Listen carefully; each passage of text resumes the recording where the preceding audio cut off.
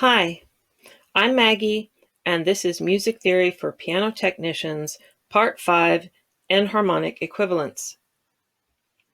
In a previous video, I explained how going up from a white key a half step, or to the right, could give you a sharp from that key name, and going to the left or down from a white key could give you the flat of that key name.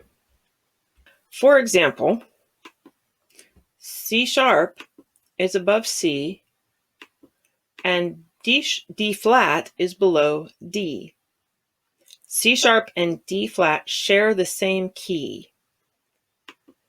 D sharp and E flat share the same key, and this continues as explained in a previous video.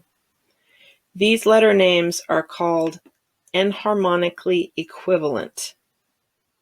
They are enharmonic equivalents because they have enharmonic equivalence.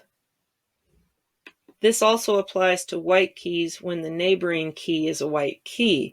I mentioned this in a previous video and said I'd explain more later. This is the first half of that explanation. The other half is yet to come. If I want E sharp, I must go up a half step and use this key for E sharp, which is also the F key. E sharp and F are enharmonically equivalent. If I have F and want F flat, I have to go down a half step. That is also the E key.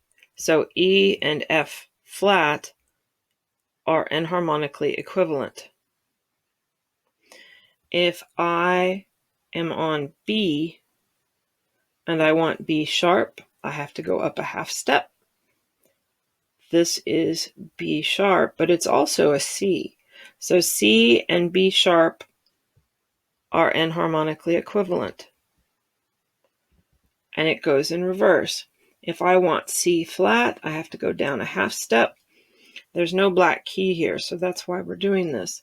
So this is C flat, and it's also the B key. So B and C flat are enharmonically equivalent.